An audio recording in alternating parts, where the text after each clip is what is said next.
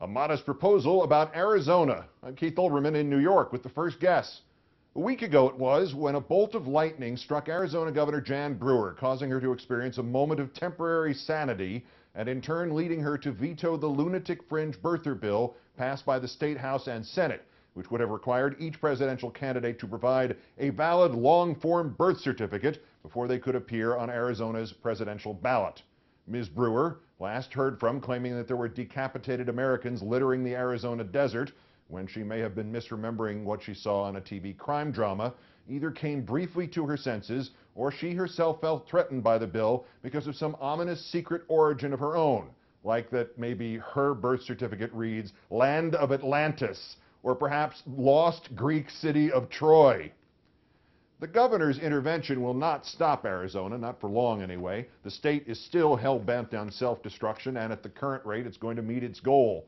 The vetoed bill included one of the most bizarre sidebars in the history of the American legislative experience.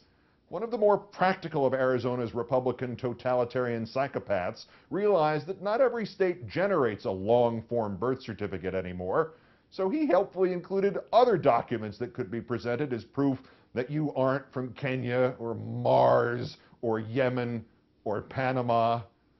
In lieu of a certificate, an early census record would have been acceptable, or a certificate of live birth, or a signed postpartum medical record, or a baptismal certificate, or a certificate of circumcision.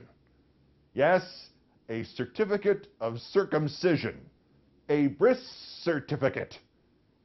In a moment, we'll get to the insanity implied by this request to show us the record of your little candidate. And yes, obviously, this was a bit of a non-starter for women who wanted to be president.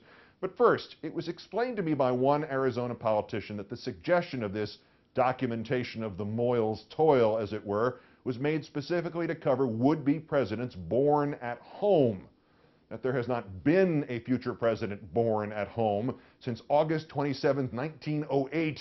Didn't seem to matter to the House and Senate of Arizona, or as they are known to the members of the legislature in Taiwan, who you always see fighting each other and hitting each other over the head with shoes, our comic relief.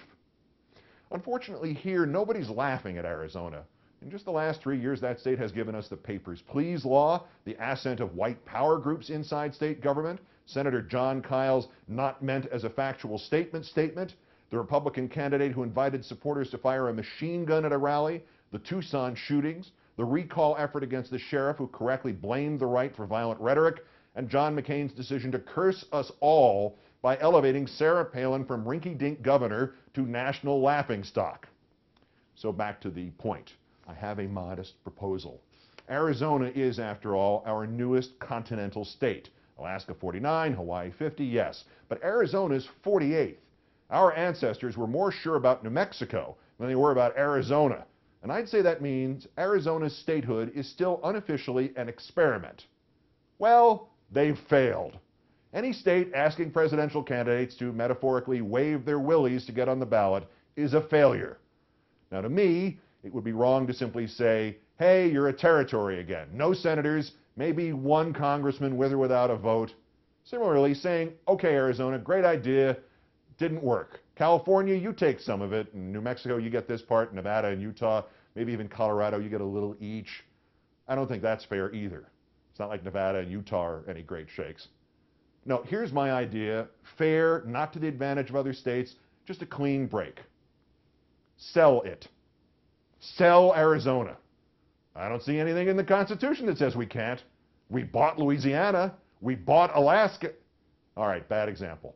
But where does it say we can't sell?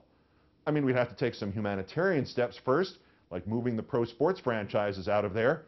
That metropolitan area forming in the Strip, including San Antonio and Austin and Frisco, that's huge. You give Texas another football team, another baseball team, Governor Rick Perry will sign on to our Sell Arizona plan inside of an hour. And I say not only is it time to sell Arizona, it's time to give its union-busting, Social Security-cutting politicos a chance to truly address the deficit and the trade imbalance in a direct and meaningful way. We should sell Arizona to the Chinese. Now, I'm not saying they'll give back the whole $1.2 trillion in U.S. debt just for Arizona, but to get an actual outpost here, the Chinese would pay through the nose. They want to unload that debt anyway, and most of the members of the Arizona House and Senate would probably be able to keep their jobs under Chinese rule. They don't care a thing about human rights, and neither do the Chinese. I think this is a master stroke. Sell it to China. Arizona is beyond redemption. It's a blight on our politics, on our culture, on our ethics, on our history.